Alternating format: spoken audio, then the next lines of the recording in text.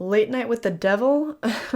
More like Late Night with my dad, because I'm the Antichrist, huh? Get it? If you're one of my little maggots, you get it. If you're not, I'm sorry, let me kind of loop you in to our little inside joke here. I like to run this little bit where I pretend that I'm the Antichrist. I'm Satan's favorite daughter. You all are my little children, my little maggots, my little demons, etc., etc., etc. You have many names. You can really take your pick. We're a very free-thinking cult. No, it's not an oxymoron. All you have to do if you want to join is click subscribe. It also helps to click the like button and the notification bell. That way you never miss our next cult meeting. In today's meeting, I'm actually doing something a little bit unique for my channel. Typically, I do solo reviews or I have my monthly recaps, but today I'm talking about two new horror releases, Late Night with the Devil and Immaculate. I'm doing this because I really wanted to give each movie a dedicated review, but I just don't really have the time to fit that into my content schedule. So I decided to combine them, and it also works out because I do want to do a spoiler-free review of Late Night with the Devil. I actually have not seen Immaculate at the time of filming this right now. I'm seeing it in a few days. I'm breaking it up because I just have the time, and it's gonna make things easier for me after I see Immaculate not to rush on the edit to get the video up by next week. So you'll see me in a different getup, a different outfit a little later in this video to talk about Immaculate. As of right now, I don't know if that section of the video will be spoiler-free, but more than likely it will be. So that's what we have in store today. I say that we just jump right in. Hi, I'm actually gonna pop in here to let you know that I shot this portion of the review before I was aware of the whole AI debacle. This is a disclaimer. The review that I shot for this movie is going to be left intact. You're gonna get my completely unbiased thoughts before I was aware of the controversy. Then I will return in another 10 minutes or so and we'll unpack everything, okay? I'll see you soon. Let's get back to it. So to set the stage for how I viewed Late Night with the Devil, this movie is getting a lot of buzz right now, and I think rightfully so. I decided to take an edible before watching this movie, and I feel that that was the right choice for myself personally. I cannot recommend this in good faith, but it was good for me. I think because I actually got scared. There are several moments of this movie that made me extremely uncomfortable. It was like that meme when the weed tells me to get scared. That's kind of exactly how it was, because it just intensifies your feelings, right? I know that for some people it stops them from paying attention as well, but it has the opposite effect on me. I very much get like sucked right in. And for this movie, like if you've seen it, you know how perfect that is. There is a motif of hypnosis throughout this movie and connecting to the crowd, and it's sort of found footage. It's hard to explain. You know what? I should give you a synopsis of this movie, huh? In 1977, a live television broadcast goes horribly wrong, unleashing evil into the nation's living rooms. So it's kind of a found footage because they're completely recreating a 1970s late night live show. One thing that I didn't love about that aspect though was the whole exposition dump in the beginning. Before the show gets started, they give you this sort of like little mini documentary feature about the main character and how he ended up where he is before this show starts. And I'm just never a fan of that. It doesn't really matter in what packaging an exposition dump comes in. For the most part, it's just very difficult for me to think of a scenario in which that's something that I enjoy. I wish that things would have been revealed more throughout the actual movie itself instead of just doing this sort of like little documentary moment in the beginning. I was also really torn about it because while they perfectly recreated this 1970s late show, they would also break. So when the show would go on break, it would break the found footage kind of aspect of it. It would go from feeling like, oh, you're just watching the show to, oh, you're watching a movie of the behind the scenes of the show. Part of me does wish that we did just get the full-on found footage effect and that we got to feel like an actual audience member that has found this old taping of an old show or something. But I do really like the character and tension building moments that happen on those commercial breaks. It's really interesting, and for that very reason though, I love the uniqueness of the movie. I love that it was not afraid to change styles, and that also includes the changing aspect ratios at times. This movie was just not afraid to play around, and I respect that so much. The aesthetic of it was just perfect, not only in kind of recreating that 70s atmosphere, but also how they played with that to kind of give it a more modern angle. Also, parts of it felt like I was watching a stage play or something. It was giving me a little bit of the same vibe as Beau is Afraid. At times I felt like I was watching theater. It just was so surreal. And maybe I would have preferred the consistent tone of the found footage, but never at any point did I feel like I was really viciously yanked out of the movie or something. I never had trouble suspending my disbelief. I was always pretty much locked in. Especially because generally when they would break the fourth wall, especially in the third act, it stressed me the fuck out in a good way. In a way that was like, oh my gosh, horror movies rarely ever scare me anymore, and this one actually did. A few things did take me out of the movie just a little bit though, one of them being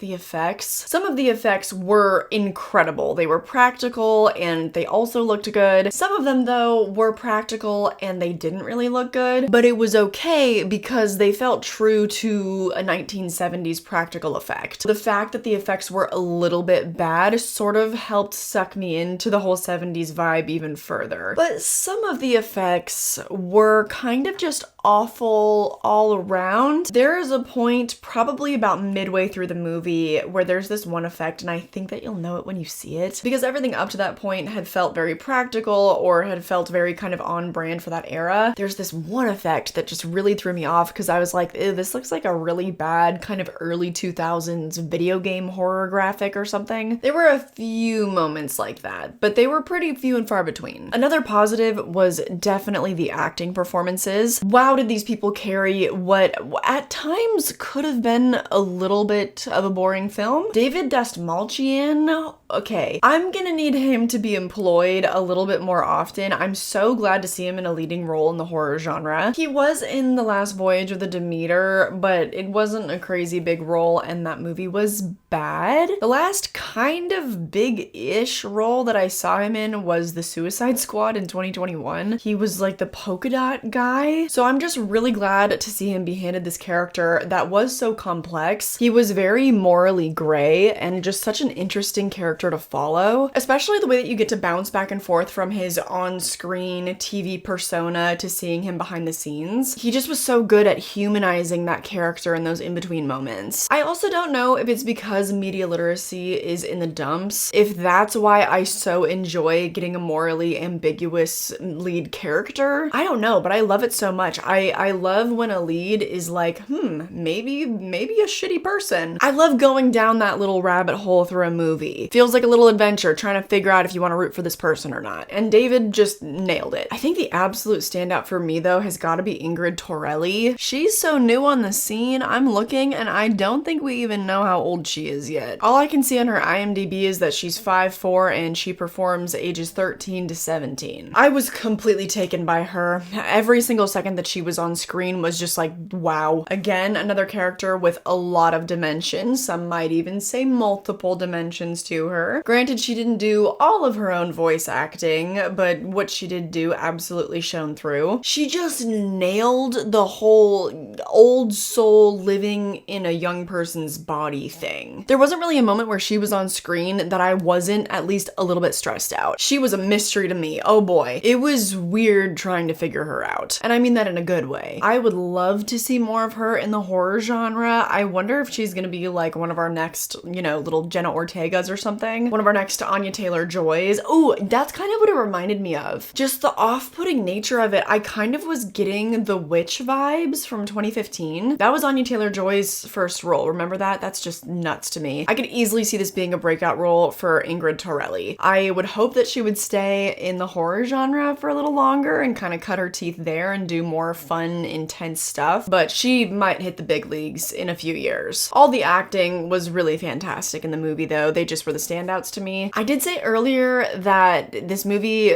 could potentially be a little bit boring. I don't think I expanded on that. The only reason I say that is because they did such a good job of recreating a 70s late night show. though, that the dialogue and the pacing of it was reminiscent of that. So the jokes were bad and it just felt kind of slow at times. I think because in general, late night shows, they're designed to have about 45 minutes of content, right, for their hour-long allotted time. So to stretch that out into an entire movie, it kind of helps me to understand why they tacked on that little sort of documentary thing in the beginning and why they didn't decide to do the full-on found footage moment and they had the little breaks in between. I did sense just a tiny bit of a struggle trying to stretch this out into a feature-length film because I didn't feel completely engaged the entire time. A few scenes though, like I said earlier, I was completely locked in. My high ass was like, duh. I just wish that that remained a little bit more consistent. Obviously, you can't have an entire movie where every single moment is blowing you away, but there was a distinct sort of lapse in my attention when things would slow down. That's also another reason why I don't feel comfortable offering any type of criticism for the plot, because this is a movie that absolutely demands a second viewing. This movie is a trip. There is a lot going on. I definitely did not absorb 100% of the plot. Also, a lot of it I think is up to interpretation, and you would probably feel differently about this movie upon a second viewing. I would kind of love to get into my theories about the plot, although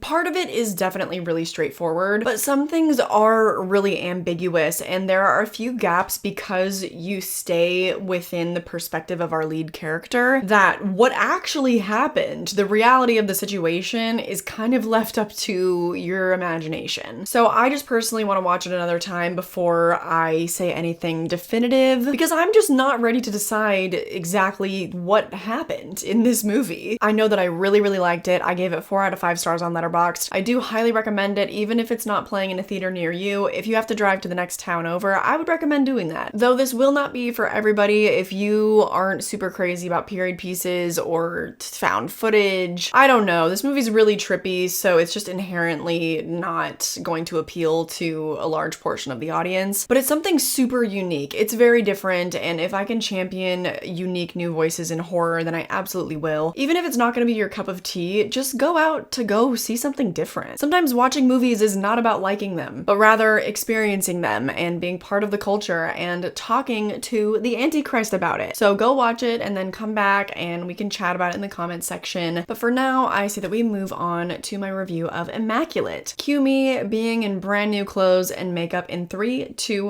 1. Hi, I'm back. Sorry if the shot looks really different. That might have been jarring. I really wanted to leave that untouched, specifically to kind of make my point here that even if you have a movie that's receiving all that kind of praise and such a glowing recommendation, that if you use AI in even the smallest of ways, it can completely tarnish the entire reputation. So that's what we're going to unpack really quickly here before I get onto my thoughts of Immaculate. And I know that that seems dramatic, but the issue has completely lost nuance, especially on Twitter. I've seen a small handful of people be able to engage in the more nuanced aspects of this conversation, but for the most part, everyone is engaging in very black and white thinking. So we're going to go over some of what was said on the internet and David Dasmalchian's response, and also just my thoughts on the matter. I need my glasses. My glasses. Oh my god, Kate Middleton has cancer? Ooh, oh my god. I bet that the conspiracy theorists feel really bad now. Okay, that's neither here nor there, but that was the first thing I saw when I opened Twitter. Holy shit. So first of all, let's get down to the bottom of what the AI was actually used for. I'm going to be referencing this Variety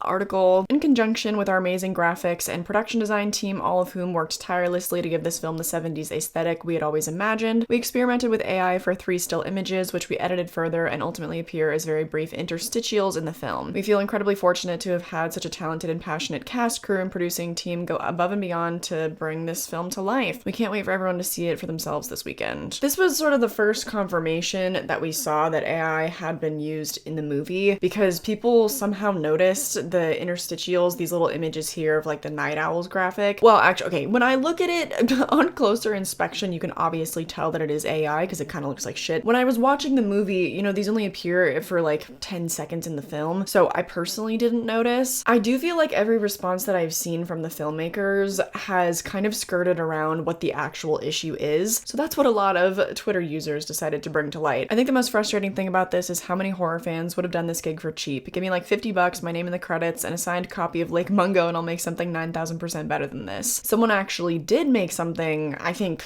quite a bit better than this. This is from a user named Summer Ray. She said, I went ahead and recreated it. This could have been a dream job for an artist like me. And if you just look at the timestamps of the tweets, it's clear that she whipped this up probably in a couple of hours, like the night of. So that pretty much flatlines the argument that like, oh, hiring an artist would have taken too much time. It also looks a lot better, a lot more period authentic. Here's something on the more extreme end that I don't know if it's just my algorithm personally, but this seems to kind of be the consensus. Gross and insulting. I have lost all interest I had in watching it. It's a shame, especially for an indie film. Using AI is not saving you cash. It's depriving you from collaborating with an artist that would elevate your film. And this has also become a popular sentiment. They didn't care enough to make it. Why should I care enough to watch it? I've seen a lot of people saying that they don't understand why just these tiny little instances of AI are reason enough to boycott an entire film. A lot of people feel like it's not fair to the other people involved in the movie that were not a part of this decision-making process, that are now kind of being punished for, you know, a decision they didn't make. I understand where people are coming from there, but I just don't think that they kind of understand the gravity of the situation. So I found another artist that shared her feelings, and I feel like this can kind of explain it better than I can. I'm at the end of my rope with AI taking away the few jobs that pay my rent and make sure I can cover medical expenses, so hey, yeah, my performative little boycott is what I have going for me right now. The person she's responding to probably went private or deleted the tweet or something, and that's really what it comes down to, because yeah, the other people involved in the movie, they, you know, it's not really fair that they should be punished. I understand where people are coming from with that, but also it shouldn't really matter how many people this is affecting. If there is only one artist that would have been paid for this, that would have been able to pay their rent, to put food in their mouth, and now that's been taken away, like, I don't know how to explain to you that you should care about that, because you just should. Boycotting an indie film over a tiny bit of AI may sound extreme, but if we don't push back on every instance of plagiarism software displacing human artists in the media we consume, then it will proliferate beyond control. It's now or never, folks. That's why this is such a big deal, because along with that other Marvel show like Secret Invasion or something, this is the first instance that we've seen in film, like in an actual theatrical release. It's the fact that they're trying to sneak it in to see what they can get away with, and then it'll only snowball from there, taking away more and more and more jobs and opportunities for human beings. Also, I do feel like that initial response from one of the filmmakers was kind of downplaying how much AI was actually used. It is used in some of the on-set artwork. I believe that you see it for majority of the film because it is like the main graphic behind them on set. So it wasn't just these few interstitials. I feel like that was really downplayed. Let's take a look now at David Dastmalchian's response, and then I will respond to that. Sure. Yeah, it was a couple of years ago, and it's, you know, I remember,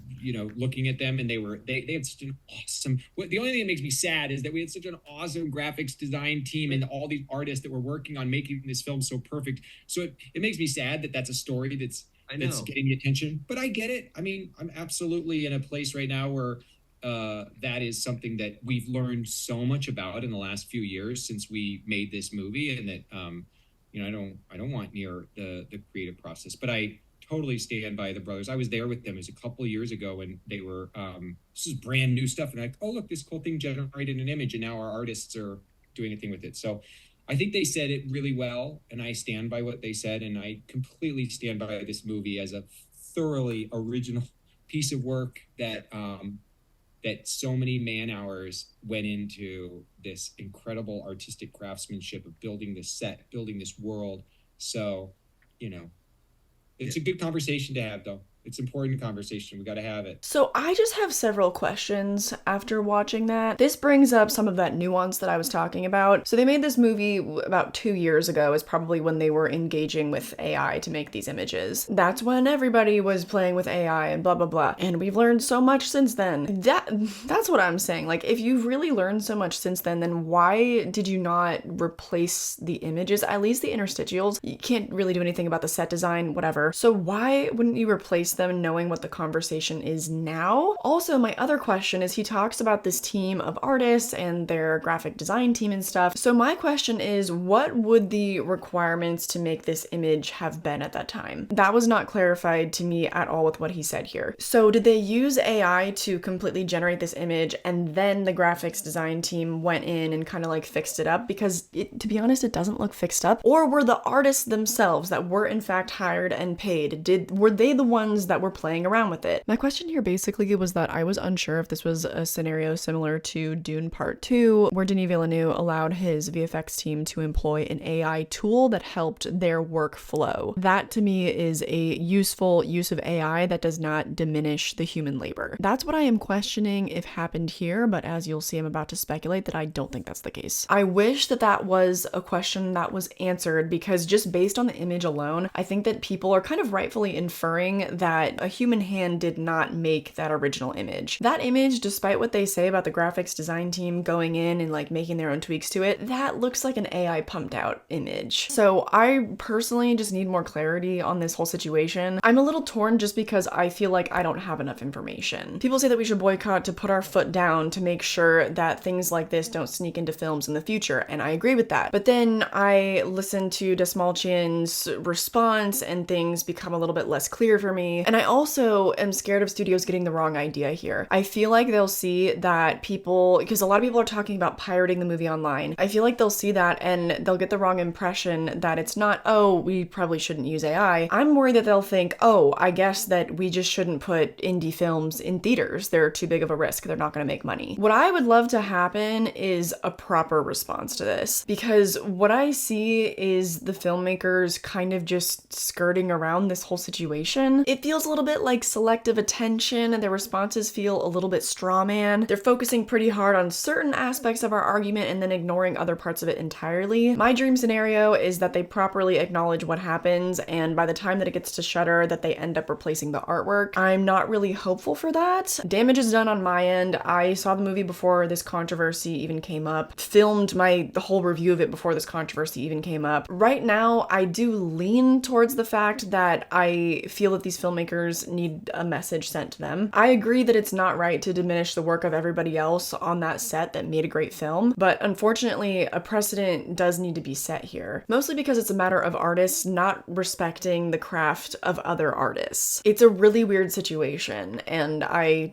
hope with all my heart that it gets rectified. And I just realized that I left my glasses on, sorry. Okay, last thing here, but fuck this. Like, absolutely not. It starts with these little things, and then it's just gonna snowball to a point where CEOs are gonna try to edge literally as many human beings as possible as they can out of the industry. That's just how capitalism works. That is the end game here. We have no laws and safeguards in place in terms of AI usage and plagiarism. As someone entering the industry, this scares me. Full stop. I really do honestly hope that you'll show these studios with your dollars where your priorities lie. The choice is yours, but just please understand the gravity of it. That's that on that. I am more than willing to continue this conversation down in the comments below. Just please try to keep it respectful. Okay, now Immaculate, baby. Ugh, I really, really wish that these were separate reviews now, but alas, like I said, I don't have the time. This movie also had me gobsmacked. An American nun embarks on a new journey when she joins a remote convent in the Italian countryside. However, her warm welcome quickly turns into a living nightmare when she discovers her new home harbors a sinister secret and unspeakable horrors. I feel like it's a really rare case when two movies release right around the same time, and I give both of them 4 stars. It's gonna be hard for me. I did decide that I'm gonna stay away from spoilers with this review because I've already taken up a lot of your time with Late Night, and also because I feel like if I go spoiler free, more people will be encouraged to go see it. Maybe we'll talk spoilers when I do my March recap. I'll save that for the end of that video though, don't worry. How about we talk negatives first before we get into the positives? Bad news first, right? I'm gonna start small and work my way up to big, and the first thing is very, very petty. It's very small, but I was very distracted. I unfortunately get hung up on really small things like eye infections, question mark. Sydney Sweeney, her right eye in particular in several scenes looked really red and inflamed. I don't know what was going on there. My working theory at this point was first actually that I thought that maybe she had pink eye, but then after watching the movie in its entirety, she cries a lot, and you never know with scheduling like what they shot on what days. So she could have been filming these perfectly normal scenes right after she had to be sobbing her eyes out, and she just unfortunately did not have eye drops or something that day. That's my main theory, because this girl had to cry a lot in this movie, so it's only natural, it makes sense that her eyes were irritated. But that was distracting to me, unfortunately. Also, another small petty thing, at times this movie was way too dark for me. I complain about lighting so much these days. I feel like it's not nearly as as bad as Imaginary. There are some truly drop dead gorgeous visuals in Immaculate, so I don't want you to think that that's like an even comparison at all. Imaginary was far, far uglier, but there were a few shots in this movie that you could actually see the visual noise on some of the actors' faces because it was not lit brightly enough. And if you're not a film person, the visual noise, like, how to explain? I'm not a technical person. To my understanding, it can happen for a few different reasons, but I think the main reason just being that the exposure is too low or that the lights are not bright enough. That's just not something I like to see. I'm such a proponent of high contrast, bright lighting, colorful imagery, but that was a small thing because for the most part, the film did look beautiful. Now moving on to slightly larger issues. The first two acts of the movie did feel a little bit generic for my taste, just in terms of the horror elements. Don't get me wrong, the first two acts, if you've seen the movie, they contain a pretty major shock, especially for somebody that did not get engaged with any of the marketing. I don't watch trailers. There's a wonderful story element to the first two acts, but unfortunately a lot of the horror elements were just kind of generic to the point where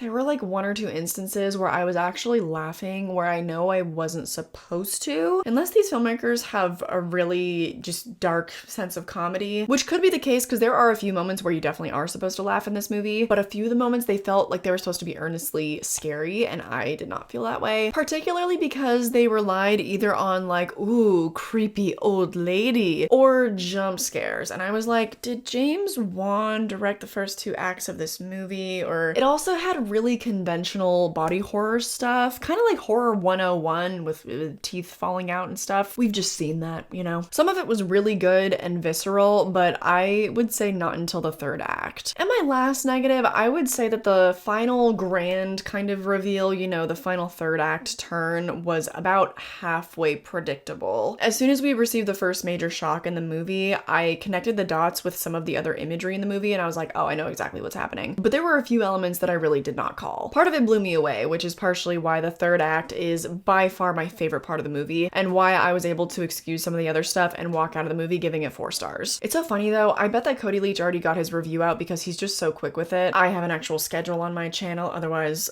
I could be quick with it too. But since all the blood and honey stuff has been resolved, we've been talking a lot in the past few days, and when he got out of the theater, he was like, I love the movie up until the third act. And I was like, oh, that's crazy, that's my favorite part. He feels kind of the opposite that I did.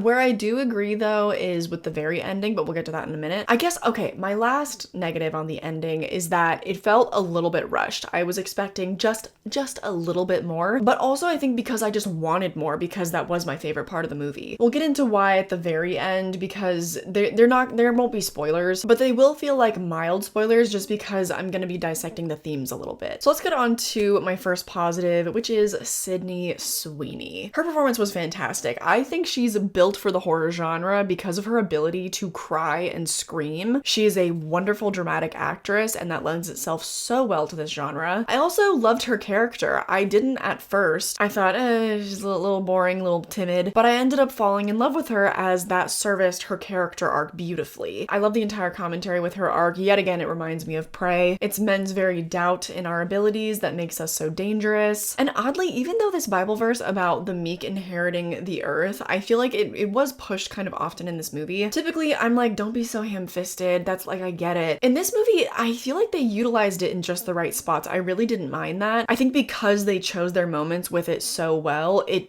did have the intended effect. It felt pretty empowering. Also, like I said, I loved the aesthetics of the movie, save for a few scenes that were a little too dark. You can tell that they didn't spare any expense in terms of shooting location and also on the wardrobe. This is the type of movie that if it were not a horror movie, it would probably be nominated for Best Costume Design at the Oscars. I'm not even kidding you. Like, you can tell how high quality all the fabric is, that they clearly sourced it, that it's all like perfectly tailored and perfectly hemmed. It looked beautiful, and I think they did a really good job of showing it off too. I got the sense that director, what's his name? Michael Mohan. I got the sense that he really had an appreciation for what his wardrobe team did. The wardrobe was so good, in fact, that I thought that this was a period piece film to like like the 60s or something, but it's not. I'm pretty sure that it takes place kind of in the early 2000s, but it might not. It might take place in present day. I'm not sure. Either way, I think it makes it all the more poignant that this movie's making the point that this shit still really happens. Nasty, cult, patriarchal bullshit. The framing in this movie is so successful at making it apparent that this is not about the worship of God and actually doing that kind of positive work. I don't think that there's a single scene that actually centers around godly worship. For the most part, when there are montages of passages of time and stuff, even then, it mostly centers on these women's labor, the intensive labor and the really regressed like living conditions. It's all about the power dynamics of this convent. One of my favorite scenes in reference to this, it's not a spoiler, it happens at the very beginning of the movie when she arrives to this convent and she first takes her vows. They frame it in a really, really uncomfortable way, and the score is also incredible. I haven't mentioned that yet, but there's this extreme close-up, you could even call it an insert shot probably, of her kissing the, what are they called? What would you call the guy that runs a convent? I don't know this life. I guess he was a bishop maybe? Anyways, there's an extreme close-up of her kissing his ring, and it's just kind of like, ew, nasty, nasty. The scene really concentrates on the tension of her making this decision. And like, not to be ageist, but you would never catch me kissing the hand of an old man like that. No, no, no. So that was a really effective little horror tool there, and absolutely set the tone for all of the madness that would follow. Can't get into all of that though, so I do want to talk just a little bit about the ending now. It rocked my fucking socks off and kind of solidified Sydney Sweeney as one of my new favorite actresses. Again, mild spoilers start here, not in terms of the plot, but just talking about the themes, and you might put a little bit of 2 and 2 together. So if you want to remain like absolutely safe, then maybe you want to avoid this last few minutes of the video. But the ending just left this resounding feeling within me that made me so happy. These filmmakers said, oh, there's a moral panic around killing babies right now? Word, okay, we'll give these people something to panic about. I loved the commentary that this movie makes on autonomy. It really holds a mirror up to the people that are like, pro-life. What about this scenario, huh? Debbie, what then? Some people are gonna be so mad about this movie, but I feel like for the most part, the crowd that this type of a movie would attract is not gonna be that crowd. I just cannot sing my praises enough for the final scene of this movie. It's all done in a oneer, and Sydney Sweeney deserves an Oscar. Okay, that's all I'm gonna say. I thought this movie was so daring. It was not at all what I thought that it was going to be. I might have even kind of like tisked or whatever, you know, this movie before, because I was like, I don't need to see another nunsploitation, like Catholic horror movie. But this movie was highly critical of all of that nonsense. So naturally, I loved it. I'm gonna conclude the video here because I ended up rambling for much longer than I intended to when I first started it. We can talk spoilers in the comment section if you've already seen this movie. Just leave a little spoiler warning maybe on the top of your comment, and I'll probably talk spoilers like I said in my March recap. If you'd like even more content from me, you can also subscribe to my second channel. That's where I talk about physical media and I vlog my spooky outings. I also have a Patreon where you get even more bonus reviews and I take you behind the scenes of my own short horror films. That's right, I make them too. Everything you need is linked down below, including all my social media and everything, but more than anything, I just hope that you enjoyed this video and that I catch you in the next one. Bye!